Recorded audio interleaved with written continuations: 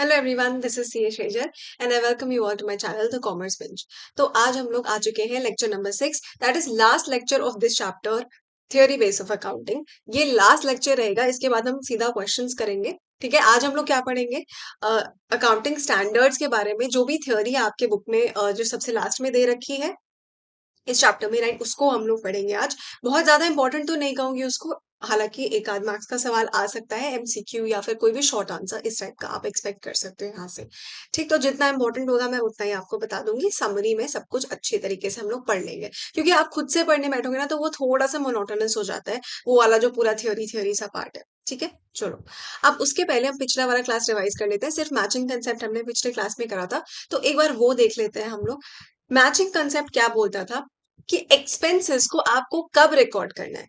जिस भी रेवेन्यू से रिलेटेड वो एक्सपेंसेस है ना, तो जब आपने वो रेवेन्यू रिकॉग्नाइज करी उसी फाइनेंशियल ईयर में आपको वो एक्सपेंसेस भी रिकॉग्नाइज कर लेना है। हमने यहाँ पर पूरा एक अच्छे से एग्जाम्पल लेकर भी समझा था। यहाँ से ये पेन्स वाला जो एग्जाम्पल था वो समझा था। इसके अलावा मैंने आपको सैलरी वाला एग्जाम्पल भी दिया था कि सपोज आपने पूरे 12 मंथ्स की सर्विस किसी एम्प्लॉय से ले ली। ठीक है, 12 मंथ्स मतलब 1 अप्रैल 2024 से लेके सपोज 31 मार्च 2025 तक की पूरी सर्विस ली आपने।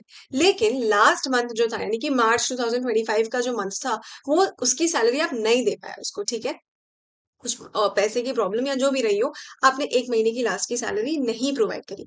स्टिल मैं ये कहूंगी, आपने इस पूरे फाइनेंशियल ईयर में 12 मंथ्स की सर्विस तो उससे ले ली, राइट।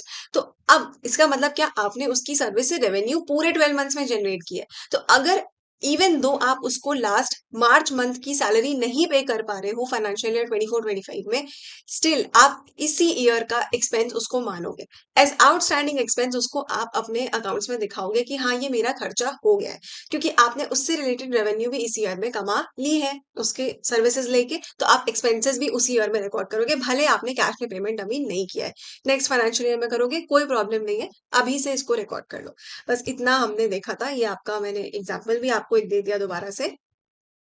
अब हम लोग आज के कंटेंट पे आते हैं। हाँ जी, तो अब before we start with what exactly are accounting standards, let me tell you some back story कि पहले क्या हुआ करता था जब तक अकाउंटिंग स्टैंडर्ड्स पिक्चर में नहीं आए थे।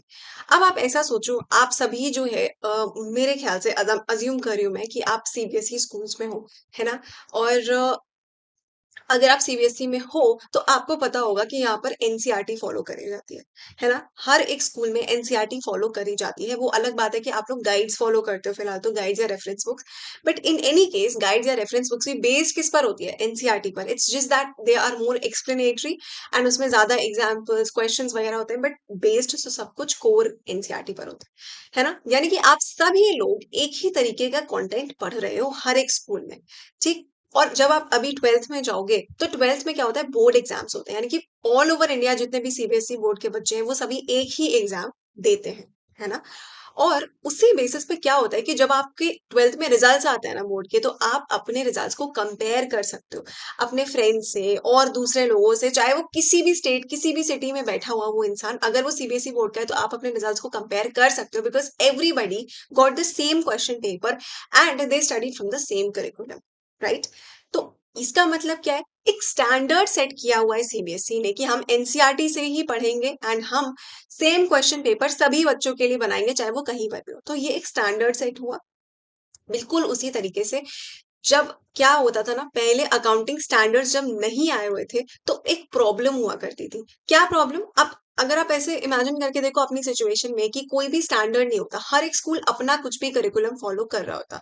जैसे अगर आप अभी 11th में हो तो सारे स्कूल्स अपने करिकुलम फॉलो कर रहे होते, अपने क्वेश्चन पेपर्स बना रहे होते। वैसे अगर आप 11th में हो तो क्वेश्चन पेपर अपने हिसाब से ही हर स्कूल बनाता है ना। हालांकि एनसीईआरटी हर जगह फॉलो होती है। तो क्या होता है इससे कि आप अपने रिजल्ट्स को कंपेयर नहीं कर पाते उतना ज्यादा। अगर मान लो कोई भी ऐसा होता कि कोई भी स्कूल कितना भी सिलेबस पढ़ा सकता है, कितना भी ज्यादा कितना भी कम, कुछ भी सेट स्टैंडर्ड्स नहीं होते, then the results could not be comparable, ये ना मतलब could not be called as comparable. Why? Because किसी का क्वेश्चन पेपर हो सकता है बहुत ज्यादा डिफिकल्ट आ गया, किसी का क्वेश्चन पेपर बहुत ही इजी था, किसी का करिकुलम बहुत ज्यादा है, किसी के करिकुलम में बहुत एडवांस चीजें हैं। तो चीजों का स्टैंडर्ड सेट होना बहुत ज्यादा इंपॉर्टेंट है, जिसे सब लोग फॉलो कर सके। एंड जब सब लोग फॉलो करेंगे तो रिजल्ट्स का कंपैरिजन इजी हो जाता है। आई होप आपको एक अंडरस्टैंडिंग मिली होगी मैं क्या कह रही हूँ। तो जब तक इंडिया में अकाउंटिंग स्टैंडर्ड्स नहीं थे, किसी भी, भाई इंडिया ही क्यों, किसी भी देश में अकाउंटिंग स्टैंडर्ड्स नहीं फॉलो होते थे, तो क्या होता था, सारी की सारी कंपनी, सारे के सारे फर्म्स अपने हिसाब से डिफरेंट डिफरेंट अकाउंटिंग मेथड अपने मन से लगा दिया करते थे। जिसको जैसे कंफर्ट होता था वो अपने हिसाब से अकाउंटिंग मेथड्स लगाता था। तो इससे क्या होता था, कोई रिलायबिलिटी ही नहीं होती थी, कोई कंपेरेबिलिटी नहीं होती थी इन द फाइनेंशियल डेटा। यानी कि अगर मैं एक कंपनी ऑपरेट कर रही हूँ, अपना बिजनेस ऑपरेट कर रही हूँ, मुझे जैसे सही लगा मैंने वैसे अकाउंटिंग रिकॉर्ड्स को अपने बनाया, है ना। और मैं अगर कंपेयर करना चाहूँ अपने किसी कॉम्पिटिटर से अपने फाइनेंशियल डेटा को, तो मैं नहीं कर सकती थी, बिकॉज उसका बनाने का तरीका अलग था, मेरा बनाने का तरीका अलग था, तो the results were not at all comparable. And जो सामने हमारी इंफॉर्मेशन को पढ़ भी रहा हो वो भी समझ नहीं पाता था कि मैंने कैसे अपने अकाउंट्स को प्रिपेयर किया है, क्योंकि कोई सेट स्टैंडर्ड तो था ही नहीं। ठीक, तो इंटरप्रिटेशन भी डिफिकल्ट होता था पढ़ने वाले के लिए। आई होप आपको प्रॉब्लम क्लियर होगी, हुई होगी। तो अब सॉल्यूशन बनाते हैं, इसका सॉल्यूशन कैसे निकाला गया। 1973 में क्या हुआ कि इंटरनेशनल अकाउंटिंग स्टैंडर्ड्स कमेटी को सेटअप किया गया, जिसे हम आईएएससी कह सकते हैं शॉर्ट फॉर्म में। Right, this was IASC, international accounting standards committee, जिसका मेन मकसद क्या था, अकाउंटिंग स्टैंडर्ड्स बनाना, चीजों को स्टैंडर्डाइज करना, यानी कि हर एक फर्म, हर एक कंपनी एक ही तरीके के स्टैंडर्ड्स को फॉलो करे, ताकि जो बना रहा है उसके लिए भी आसान हो, एक स्टैंडर्ड फॉलो करके बनाए, जो पढ़ रहा है उसके लिए भी आसान हो कि एक स्टैंडर्ड फॉलो करके वो पढ़े उन फाइनेंशियल स्टेटमेंट्स को, और रिजल्ट्स को कंपेरेबल बनाना। ठीक, बाकी कॉम्पिटिटर्स से, बाकी इंडस्ट्रीज वगैरह से कंपेरेबल बनाना। ठीक, अच्छा, अब एक थोड़ा सा नजर डाल लेते हैं, अगर अकाउंटिंग स्टैंडर्ड्स हुआ क्या करते थे, तो ये हुआ करते थे अ सेट ऑफ गाइडलाइंस, इनको आप सेट ऑफ गाइडलाइंस मान सकते हो, जो गाइड करते थे। These are basically generally accepted accounting principles, सभी ने इनको जनरली एक्सेप्ट कर रखा था कि हम इसी तरीके से अपने फाइनेंशियल स्टेटमेंट्स को बनाएंगे। ये क्यों फॉलो किए जाते थे, these were meant for the preparation and presentation of the financial statements, की सभी ने मान लिया था कि हाँ, हम इसी तरीके से अपने फाइनेंशियल स्टेटमेंट्स को प्रिपेयर एंड प्रेजेंट करेंगे सबके सामने, ताकि बनाने वाले के लिए भी इजी हो, पढ़ने वाले के लिए भी इजी हो, एंड कंपैरिजन भी इजी हो। ठीक, अच्छा, ये तो समझ में आ गया होगा that these are a set of guidelines. अब जरा अपनी कहानी में वापस आते हैं, तो 1973 में आईएएससी को सेटअप किया गया ताकि वो ये अकाउंटिंग स्टैंडर्ड्स को बना पाए। अच्छा, अब इस आईएएससी का मेंबर था कौन, आईसीएआई। आपने आईसीआई का नाम तो जरूर सुना होगा, institute of chartered accountants of India. So if you become a chartered accountant, तो आप इस इंस्टीट्यूट के मेंबर बन जाते हो, आईसीआई के। ठीक है, अच्छा, तो जब जब मैंने पिछले साल अपना सी एग्जाम क्वालिफाई किया था, देन मैंने मेंबरशिप के लिए अप्लाई किया ना, I became a member of this institute. Okay, अब मेरी बात ध्यान से सुनो। जब आईसीआई 1973 में ये सेटअप हुआ था, आईसीआईएससी, और आईसीआई इसका मेंबर था, तो भाई इंटरनेशनली तो ये सेटअप हो गया था, इंडिया में भी तो हमको ऐसे अकाउंटिंग स्टैंडर्ड्स की जरूरत थी ना, तो आईसीएआई ने क्या किया, यहाँ पर आकर अकाउंटिंग स्टैंडर्ड्स बोर्ड को सेटअप किया। 1977 में हुआ था, हालांकि आपको ये ईयर्स याद रखने की जरूरत बिल्कुल भी नहीं है। ठीक है, मैं आपको बस एक स्टोरी लाइन की तरह बता रही हूँ कि 77 में क्या हुआ, अकाउंटिंग स्टैंडर्ड्स बोर्ड को सेटअप किया गया, एएसबी जिसको आप बोल सकते हो, और इसका काम क्या था, इंडिया में अकाउंटिंग स्टैंडर्ड्स को ड्राफ्ट करना, बनाना। ठीक, तो एएसबी क्या करता था, ये अकाउंटिंग स्टैंडर्ड्स को क्रिएट करता था और फिर इनको भेज देता था गवर्नमेंट के पास एंड इंडस्ट्री प्रोफेशनल्स के पास। क्यों, इसलिए ताकि ये लोग भी अपनी ओपिनियन दे सके, अपने सजेशंस दे सके, कि अगर कुछ इंप्रूवमेंट रिक्वायर्ड है या कोई ऐसा पॉइंट है जो इन्होंने कंसिडर नहीं किया एएसबी ने इस स्टैंडर्ड को बनाने में, तो ये लोग बता सके अपने सजेशंस, एंड देन उन सजेशंस को इनकॉर्पोरेट कर लिया करते थे। ठीक, अच्छा, फिर क्या होता था, फिर आईसीआई जो है वो इन अकाउंटिंग स्टैंडर्ड्स को नोटिफाई कर देता था। ठीक, कभी कभी तो ऐसे होता था, एंड कभी कभी क्या होता था कि एमसीए को भेज दिया जाता था इन स्टैंडर्ड्स को, मिनिस्ट्री ऑफ कॉर्पोरेट अफेयर्स। ठीक, मिनिस्ट्री ऑफ कॉर्पोरेट अफेयर्स क्या करती थी, इनको अप्रूव कर देती थी एंड नोटिफाई कर देती थी under the Companies Act 2013। Companies Act 2013 क्या हुआ करता था, आप बस एक आइडिया ले लो कि जितनी भी कंपनी सेटअप हुई है ना, वो इस एक्ट को फॉलो करते हैं। इस एक्ट में जो भी रूल्स एंड लॉज लिखे हुए हैं वो उनको फॉलो करना मैंडेटरी होता है, किसको, कंपनीज को। ठीक, अच्छा, तो अब अगर कोई भी अकाउंटिंग स्टैंडर्ड जो है वो कंपनीज एक्ट में लिख दिया गया, then it becomes mandatory for the companies to follow it. अच्छा, यहाँ पे मैंने, ध्यान दो, इस शब्द का इस्तेमाल किया है कि कंपनीज के लिए मैंडेटरी होता था। तो मैम फर्म्स का क्या होता था, फर्म्स कौन होते हैं, सोल प्रोप्राइटरशिप फर्म, यानी कि अगर किसी एक बंदे ने कोई बिजनेस स्टार्ट किया और वो उसको अकेला ऑपरेट कर रहा है, तो या पार्टनरशिप फर्म्स जो कि 2-3 लोग या उससे अधिक लोगों ने मिलकर स्टार्ट किया है एंड वो उससे ऑपरेट कर रहे हैं, तो उनका क्या होता था, वो क्या फॉलो करते थे? तो अभी उस पर भी हम लोग आते हैं, ठीक? अभी तक इतना समझ में आया कि आईएएससी सेटअप हुआ सबसे पहले, उसका मेंबर था आईसीआई। आईसीआई ने इंडिया में क्या किया? एएसबी को सेटअप किया। उसका काम क्या था? अकाउंटिंग स्टैंडर्ड्स को ड्राफ्ट करना and then government and industry professionals को भेजना उसे एंड उनका ओपिनियन लेना। फाइनली एमसीए इनको अप्रूव करके कंपनीज एक्ट में डाल देता था, ठीक? अच्छा, यहाँ तक तो समझ में आया होगा। अब हम लोग जरा टाइप्स ऑफ अकाउंटिंग स्टैंडर्ड पे आ जाते हैं, तो हमको थोड़ी सी और कहानी की क्लैरिटी मिलेगी। 3 टाइप के अकाउंटिंग स्टैंडर्ड्स होते हैं। तो फर्स्ट वाले हम लोग स्टैंडर्ड्स पर आ जाते हैं, टाइप ऑफ स्टैंडर्ड पे। पहले वाले जो थे as, these were issued by ICI. सबसे पहले इसको समझो। आईसीआई जो स्टैंडर्ड इशू करता था, यानी कि एएसबी ने बनाया और आईसीआई ने इशू किए, ठीक? तो ये किसके ऊपर एप्लीकेबल थे? These were applicable to non corporate enterprises. अब non corporate enterprises, just a second. हाँ, तो ये इशू किसने किए थे? आईसीआई ने इशू किए थे and these were applicable to non corporate enterprises. इसका मतलब कौन? इसका मतलब ही हमारे फर्म्स हो गए, यानी कि चाहे वो सोल प्रोप्राइटरशिप फर्म हो या फिर वो पार्टनरशिप फर्म हो, ये फर्म्स के ऊपर एप्लीकेबल हुआ करते थे जो आईसीआई ने इशू किए, ठीक? अच्छा, अब दूसरे टाइप के अकाउंटिंग स्टैंडर्ड्स क्या हुआ करते थे जो कंपनीज के ऊपर एप्लीकेबल थे? These were applicable on firms and the other two, यानी कि ये वाले एंड ये वाले जो आप पढ़ोगे, ये दोनों कंपनीज के ऊपर एप्लीकेबल थे।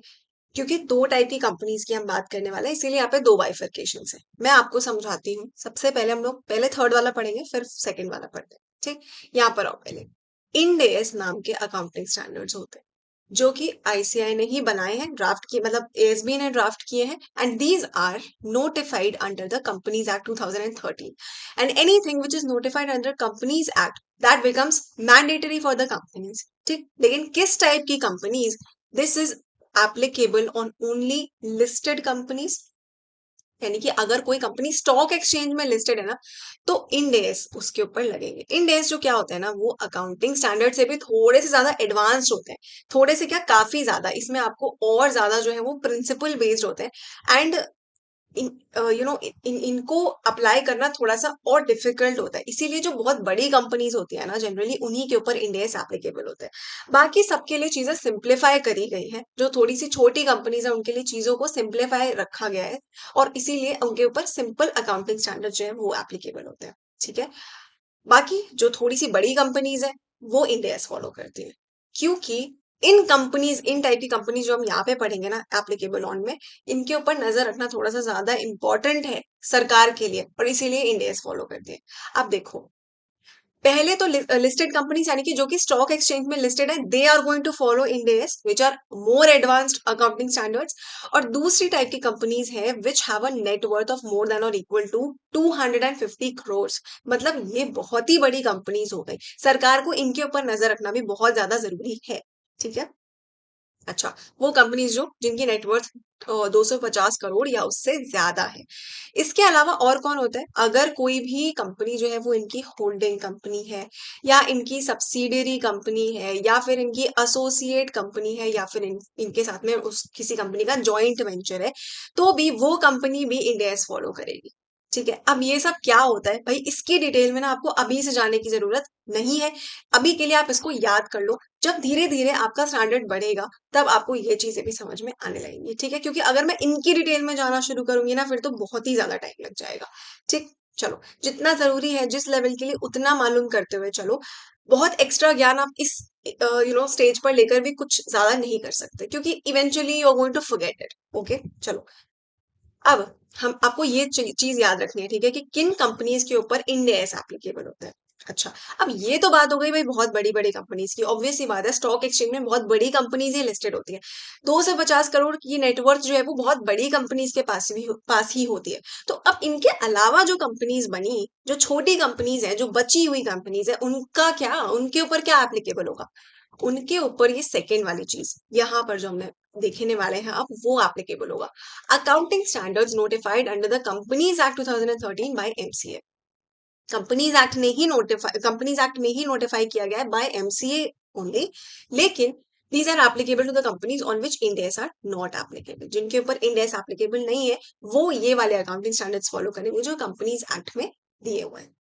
क्लियर हुई होगी बात। फर्म्स के लिए क्या एप्लीकेबल है? आईसीआई ने जो इशू किया है, these are not notified under the Companies Act and hence ये वाले जो होते हैं ना, ये जो होते हैं ये मैंडेटरी नहीं होते। ठीक, जो आईसीआई ने इशू किया, these are not mandatory but generally accepted है। सभी इनको एक्सेप्ट करके ही आगे बढ़ते हैं, बहुत कम ही फर्म्स होंगे जो इनको नहीं मानते। क्लियर।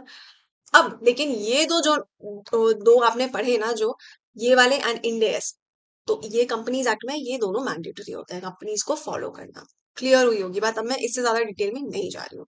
ठीक, अच्छा कोई कंपनी अगर चाहे ना, इनके अलावा ये जो मैंने listed companies and companies having net worth more than और इक्वल टू 250 करोड़ एंड ये होल्डिंग कंपनी वाले जितनी भी मैंने बात करी, इनके अलावा अगर कोई कंपनी है, छोटी कंपनी है एंड स्टिल वो वॉलंटरीली इंडियंस को फॉलो करना चाहती है, तो भी वो फॉलो कर सकती है। ये बात ध्यान रखना।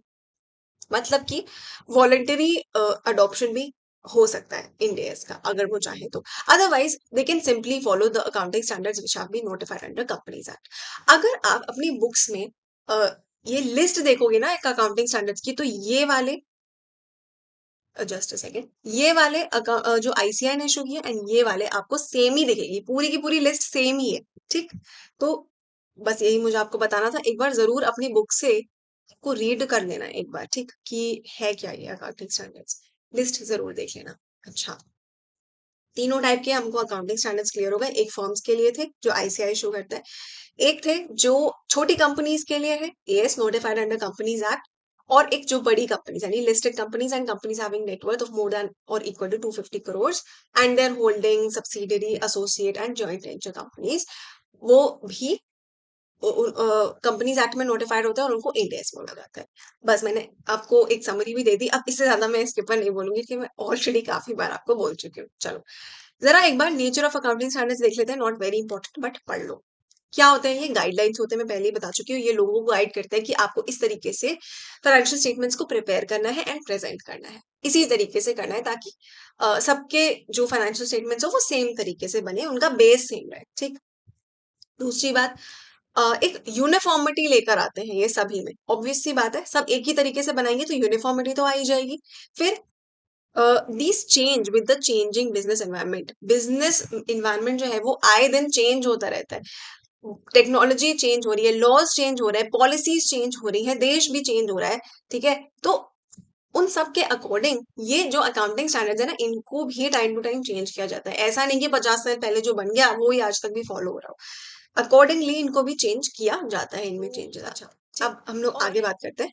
Mandatory in nature, these are mandatory in nature. जो आईसीआई ने इशू किए हैं वो मैंडेटरी नहीं होते फॉर्म्स के लिए, but these are generally accepted again.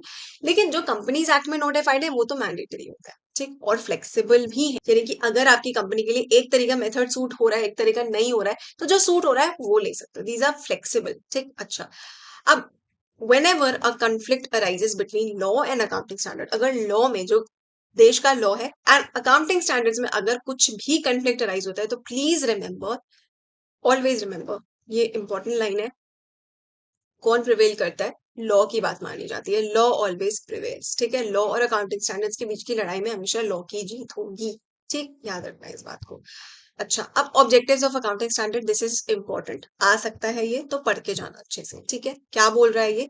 This simply वही बात है यार जो हमने अभी पूरा आपको मैं समझा कर आई हूँ, वही पूरी अंग्रेजी में दी हुई है कि मिनिमाइज करता है जो diverse accounting policies and practices हैं, उनको मिनिमाइज करता है एंड चीजों को स्टैंडर्डाइज रखता है। This promotes better understanding, because जो पढ़ रहा है आपके अकाउंटिंग स्टेटमेंट्स उनके लिए भी इजी हो जाता है उसको समझना, इंटरप्रेट करना। ठीक, फैसिलिटेट्स मीनिंगफुल कंपैरिजन। ऑब्वियसली बात है, सारे लोग इक्वल मतलब एक ही तरीके से अगर अपने फाइनेंशियल स्टेटमेंट्स को प्रिपेयर कर रहे हैं तो उनको कंपेयर करना भी इजी हो जाता है एंड वो और ज्यादा रिलायबल भी बन जाता है क्योंकि सब एक ही स्टैंडर्ड पर बने हुए हैं। और ये स्टैंडर्ड एक बहुत ही रेप्यूटेड इंस्टीट्यूट ने दिए हुए हैं, उसके अकॉर्डिंग आप बना रहे हो तो रिलायबल तो है ही है आपके रिजल्ट्स जो आपने बनाए हैं फाइनेंशियल स्टेटमेंट्स। ठीक है, ओके। अब हम लोग थोड़ा सा और आगे बात करेंगे आईएफआरएस की, और आपका एक फाइनली इंड एस का टॉपिक रह जाएगा। ठीक, तो हम लोग इसके बारे में भी बात कर लेते हैं। तो अब हम थोड़ा सा आगे की बात करते हैं। पहले मैं आपको एक चीज यहाँ पे बताना चाहूंगी।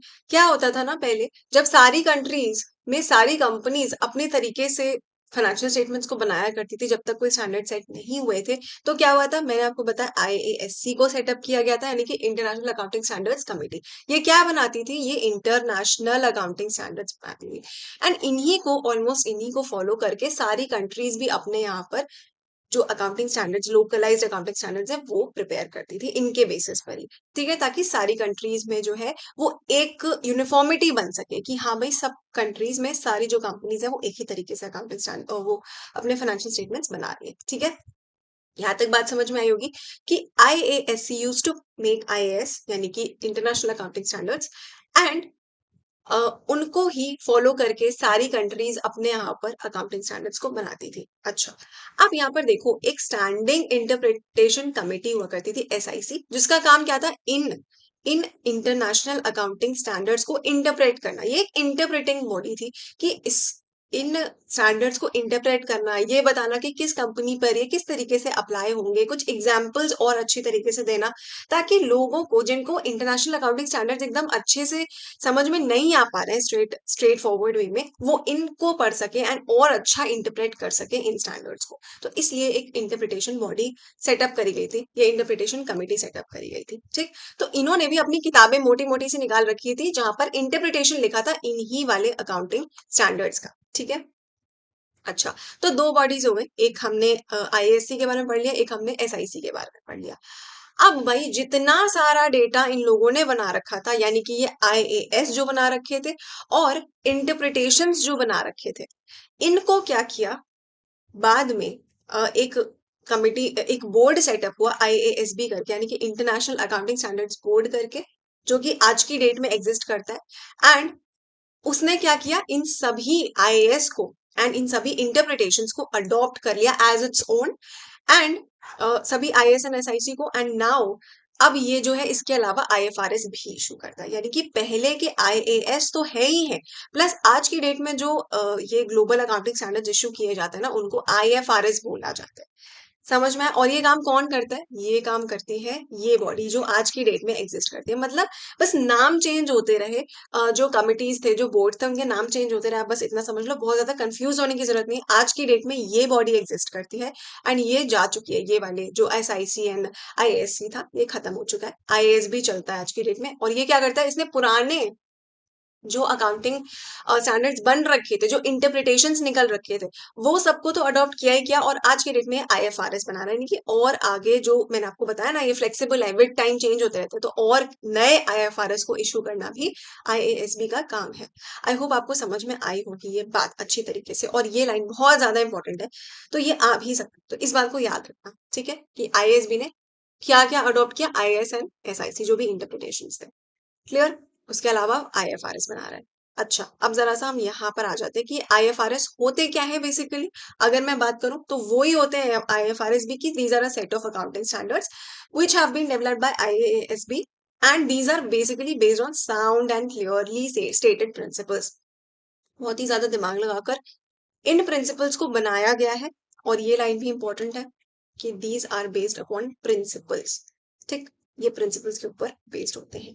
अच्छा, अब थोड़ा सा हम लोग यहाँ पर आ जाते हैं एंड देख लेते हैं कि आईएफआरएस लाने की जरूरत क्यों पड़ी। मैंने आपको बताया है कि डिफरेंट अकाउंटिंग स्टैंडर्ड्स यूज हुआ करते थे वर्ल्ड वाइड, तो एक यूनिफॉर्मिटी लाने के लिए set of high quality standards की जरूरत थी, एंड हेंस आईएफआरएस बनाए जाने लगे। किस लिए? ताकि फैसिलिटेट हो सके इन्वेस्टमेंट, क्रॉस बॉर्डर्स इन्वेस्टमेंट। मतलब अगर कोई यूएस में इंसान बैठा है, तो उसे मेरे इंडिया के फाइनेंशियल स्टेटमेंट्स भी समझ में आने चाहिए। इंडिया में जो कंपनीज है, अगर वो यहाँ पर इन्वेस्ट करना चाहता है, तो क्या चीज जरूरी है कि उसको यहाँ की कंपनीज के फाइनेंशियल स्टेटमेंट समझ में आए, राइट? और फाइनेंशियल स्टेटमेंट समझ में आने के लिए क्या जरूरी है कि वो जो समझ, उसकी जो समझ है, उसको जो अकाउंटिंग स्टैंडर्ड्स आते हैं, उसी तरीके से यहाँ के फाइनेंशियल स्टेटमेंट्स भी बने हुए हो, तभी तो वो समझ पाएगा, इंटरप्रेट कर पाएगा। तो इसीलिए globally single set of high quality standards बनाने जरूरी थे, जो कि बने आईएफआरएस के बेसिस पर ही यहाँ पर इंड एस बने हैं। समझ में आई बात? मतलब आईएफआरएस वहां पे बना एंड इंडिया में इंड एस को लाया गया, जो कि मेजरली आईएफआरएस पर ही बेस्ड होता है। ठीक है, बस इंडिया के हिसाब से उनको थोड़ा सा ट्विस्ट एंड टर्न जरूर किया गया ताकि यहाँ पर वो इजीली एप्लीकेबल करे जा सके, but they are mostly based upon IFRS only. ठीक, जिससे कि सारी बड़ी कंपनीज उसी तरीके से बनाए अपने financial statements and investment easy हो सके। चलो, एंड यहाँ पर भी देखिए वही लाइन लिखी हुई है कि इंटरनेशनल अकाउंटिंग स्टैंडर्ड्स जो थे, यानी कि आईएएस जिनको हम पहले कहते थे, these were superseded by IFRS आज की डेट में। ठीक है, and these are issued by international accounting standards board. बस इतनी सी बात थी। आई होप आपको ये सब कुछ समझ में आया होगा। अब जरा सा हम ऑब्जेक्टिव्स ऑफ आईएएस भी देख लेते हैं, जो कि मैं कहूंगी कि काफी ज्यादा इंपॉर्टेंट है। ये भी आ सकता है, आपसे पूछा जा सकता है 1 और 2 मार्क्स में। ठीक, चलो पढ़ते हैं इसको। सबसे पहले इसका ऑब्जेक्टिव क्या था आईएएसबी का, यानी कि इंटरनेशनल अकाउंटिंग स्टैंडर्ड बोर्ड का। ये डेवलप करता है single set of high quality standards, ये तो हमने बात समझी। अंडरस्टैंडेबल ग्लोबल अकाउंटिंग स्टैंडर्ड्स, जो कि ग्लोबली लोग अडॉप्ट कर सके। ठीक, तो ये तो समझ में आया होगा। देन दूसरा, to promote the application of दो स्टैंडर्ड्स, ना सिर्फ इन स्टैंडर्ड्स को बनाना, इंश्योर करना कि सभी लोग इनको अप्लाई भी कर पाए। प्रमोटिंग द एप्लीकेशन, लोगों को इसका सिग्निफिकेंस समझाना कि क्यों जरूरी है हर जगह एक तरीके के अकाउंटिंग स्टैंडर्ड्स होना। ये सारी चीजें अप्लाई करवाना और प्रमोट करना इसको, ये भी आईएएसबी का ही काम था। फिर लास्ट आप बता सकते हो कि convergence of the national accounting standards, यानी कि जितनी भी यू नो कंट्रीज थी और वो अपने यहाँ पर जिस जिस तरीके का अकाउंटिंग स्टैंडर्ड फॉलो कर रही थी उन सबको कन्वर्ज करना आईएफआरएस में। ठीक, यानी कि इन सब चीजों को एक साथ में एक ऐसा मिश्रण बनाना जिससे कि सबसे ज्यादा हाई क्वालिटी सॉल्यूशंस प्रोवाइड किए जा सके, ताकि किसी को, किसी भी कंट्री को अपने स्टैंडर्ड्स को भी दबाना ना पड़े और आईएफआरएस भी ना दबे। इन दोनों को साथ में लाकर best type of solution provide करना। ठीक, ग्लोबल स्टैंडर्ड्स प्रोवाइड करना जिसको सभी लोग फॉलो कर सके। समझ में आई होगी बात? ओके, मतलब बेस्ट पॉलिसीज है ये, आप ये समझ लो एक तरीके से कि जो भी कंपनी इनको फॉलो करेगी ना, वो बेस्ट वे में अपने अपनी अकाउंटिंग इन्फॉर्मेशन को प्रेजेंट कर सकती है। और ये प्रिंसिपल्स पर बेस्ड होता है, रूल्स पर बेस्ड नहीं होता। ठीक, इसका मतलब क्या है? रूल मतलब कि एकदम स्ट्रिंजेंट रूल कि हाँ आपको यही फॉलो करना है। 15% डेप्रिसिएशन लगाओ मतलब 15% डेप्रिसिएशन लगाओ। और प्रिंसिपल बेस्ड मतलब हमने आपको समझा दिया कि ये प्रिंसिपल है, ये सिद्धांत है, आपको इस तरीके से चलना है, पर हम आपको एग्जैक्टली नहीं बताएंगे कि आपको यही ये करना है, क्योंकि हो सकता है हर कंपनी के हिसाब से चीजें अलग अलग हो। तो एकदम रूल नहीं बताएंगे, प्रिंसिपल बता देंगे काम इस तरीके से करना है, माइक्रो मैनेज नहीं करेंगे। ठीक है, अच्छा, वही जो चीज आपने यहाँ पर पढ़ी थी कि दीज आर बेसिकली, ध्यान रखना इस बात का, these are based on clearly and sound stated principles. ठीक, these are not rule based. अच्छा, अब थोड़ा सा हम लोग आ जाते हैं यहाँ पर। इसको आपको याद ही करना पड़ेगा क्योंकि अभी तो और कोई चारा नहीं है। बस एक बार देख लेना, बहुत ज्यादा याद करने की भी जरूरत नहीं है। चांसेस कम ही है कि इस टाइप का कुछ आएगा कि आपसे पूछे कि कितने टाइप के फाइनेंशियल स्टेटमेंट्स आईएफआरएस बनवाता है आपसे। तो 5 टाइप के बनवाता है। ऊपर से देख लेना एक बार कि अगर एग्जाम में आ जाए तो आप लिख के आ सको, एकदम ही कोरा नहीं छोड़ के आ जाओ, बट चांसेस कम ही है कि आएगा। ठीक, तो एक बार ऊपर से जरूर देख लेना। मैं इसमें क्या ही समझाऊं अभी आपको बैठ के, ठीक, बहुत ही ज्यादा डिटेल हो जाएगा। चलो, अब जरा सा थोड़ा बहुत हम लोग इंड एएस की भी बात कर लेते हैं। हमने ऊपर इंड एएस की बात करी थी, कौन कौन कंपनीज अप्लाई करती हैं? Listed companies and companies having net worth of more than और इक्वल टू 250 करोड़, वो ही इंड एएस को अप्लाई करती है, थोड़ी सी जो एडवांस्ड होती है कंपनीज। ठीक, अच्छा, और इंड एएस जो है वो they are based upon IFRS only. ये अडॉप्शन है आईएफआरएस का इंडियन वे में, ये समझ लो इंडियन तड़के के साथ। ठीक, जैसे इटली में पास्ता चलता है, पास्ता हमने एज इट इज नहीं उठाया, यहाँ का थोड़ा बहुत तड़का उसमें जरूर मिलाया, वैसे ही आईएफआरएस को भी एज इट इज नहीं उठाया, थोड़ा बहुत जो है अपनी तरफ से भी हमने अपने इंडिया के अकॉर्डिंग उनको चेंज भी किया। ठीक है, दीज आर कन्वर्ज्ड स्टैंडर्ड्स।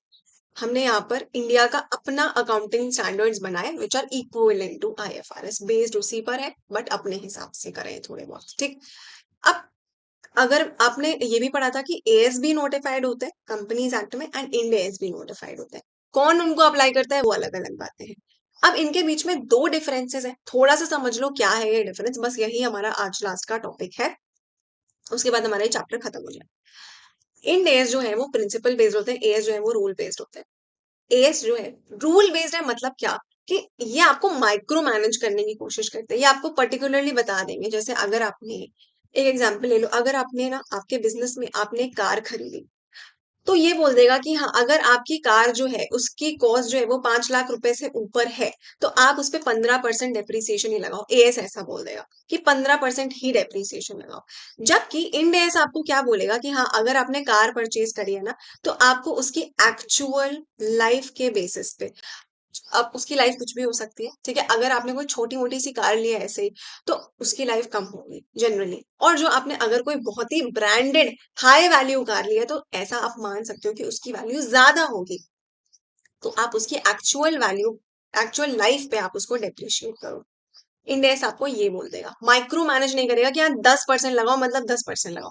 जबकि रूल एएस जो है वो रूल बेस्ड होता है कि हाँ 10% ही लगाओ। ठीक, तो इंडेस इज प्रिंसिपल बेस्ड, ध्यान रखना इस बात का, और एएस इज रूल बेस्ड। ठीक, इंपॉर्टेंट है, ध्यान रखना। फिर इंडेस जो है वो फेयर वैल्यू कॉन्सेप्ट का यूज करता है कहीं कहीं पर, और एएस जो है वो हर ही जगह पर हिस्टोरिकल कॉस्ट कॉन्सेप्ट का यूज करता है। हिस्टोरिकल कॉस्ट कॉन्सेप्ट क्या बोलता था, जिस भी अमाउंट पे आपने किसी एसेट को खरीदा होगा उसी अमाउंट पे आप उसको रिकॉर्ड करते रहोगे minus the depreciation. Historical cost पे ही बेस्ड रहेगा, भले उसका मार्केट वैल्यू कुछ भी हो चुका हो आज की डेट में, उसको आप कंप्लीटली इग्नोर करते हैं। लेकिन इन डेज में कहीं कहीं फेयर वैल्यू कॉन्सेप्ट का भी यूज होता है, जो इंपॉर्टेंट भी है, क्योंकि ये अकाउंटिंग की एक लिमिटेशन में भी आता है कि अगर आप मार्केट वैल्यू को कंप्लीटली इग्नोर करके चल रहे हो तो इन डेज मार्केट वैल्यू को कंप्लीटली इग्नोर करके नहीं चलता है।